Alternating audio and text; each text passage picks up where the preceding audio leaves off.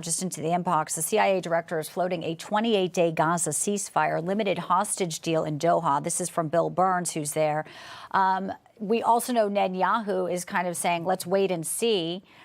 He said that just yesterday. The New York Times also put up the piece. We want to see before committing to a diplomatic trajectory. So, even our biggest ally, Israel, knows that this administration, if Harris was to win, these are all problematic things. They're also problematic for Arab voters and Jewish voters right now, 7 days away. Absolutely. The Biden-Harris administration has abandoned Israel. The rhetoric is one thing, but their actions are another. And the prime minister is right to wait and see what's going to happen here. Meanwhile, President Biden himself has been trying to make sure that he's undermined Netanyahu while supporting Iran. And let's remember, Israel is defending itself against Iran. In this hostage deal, why would you trade civilians who were taken during this October 7th attack against Israel for Hamas terrorists that Israel is now holding? That is not a good deal. Obviously, the prime minister knows it. Those hostages from Israel should be released immediately. And it is Hamas, Hezbollah, Islamic Jihad, and Iran that should put down its arms. It's them. The Biden administration should be demanding that they cease fire, not Israel. And even the day it was breaking news that they had taken out Sinwar, the head of Hamas in Gaza, Netanyahu said, if you have a hostage and let them go, we will not do anything. So over and over again, whether it be dropping leaflets, trying to protect civilians, but dealing with terrorists, that's where we're at. I want to also talk to you a moment about where you see the state of the race. Elon Musk had sort of had this offer to give out money to get people energized, especially in Pennsylvania.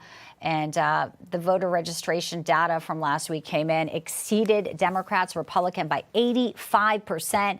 And then you had Soros DA in Philadelphia, Larry Krasner, is trying to shut down that $1 million giveaway, saying it's illegal because Elon Musk has tapped into something.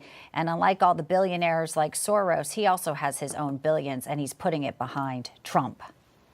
Well, the problem is Elon thinks he lives in a free country called America where he can give his money away. And the DA, Krasner, instead of focusing on $1 million giveaway that most people would love to receive, should focus on the rampant crime that is occurring in his city, that he's allowing to occur, allowing criminals to run around the streets, killing people, murdering them, rob them, steal their cars. That's what he should be focused on, not a guy that wants to give away millions of dollars to people that want to, be in their democracy and participate, right?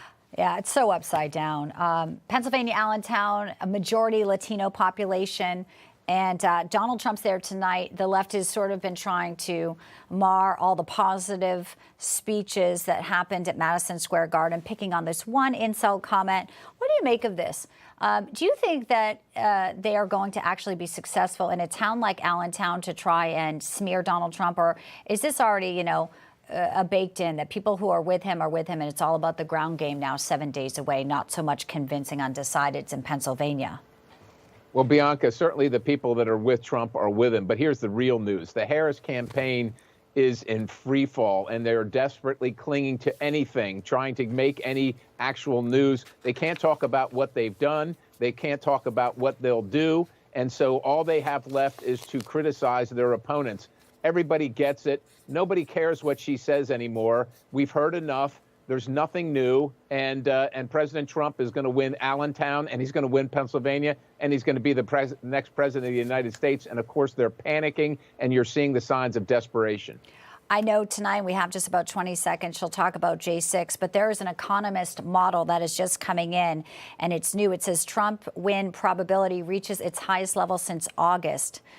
So they're doing some math and they're crunching some numbers. So when she goes into the ellipse tonight and tries to evoke some type of emotional feeling with January 6th, how do you think that will land? And is that going to be just another sign that her policies are so weak that she can only attack Trump and not provide any hope for the future? Again, something that happened 4 years ago in a city that's that is overwhelmingly Democrat. She's going to get a crowd there. But guess what? The rest of the country can't pay their grocery bills and can't pay electricity or daycare bills. And they don't really care about what she's talking about on the ellipse. What they care about is what's happening to them every single day as they go to work and try and maintain their lifestyle. And they know that she's not going to do anything to solve that. She caused that. And the only salvation that's coming in the presidential race is Donald J. Trump.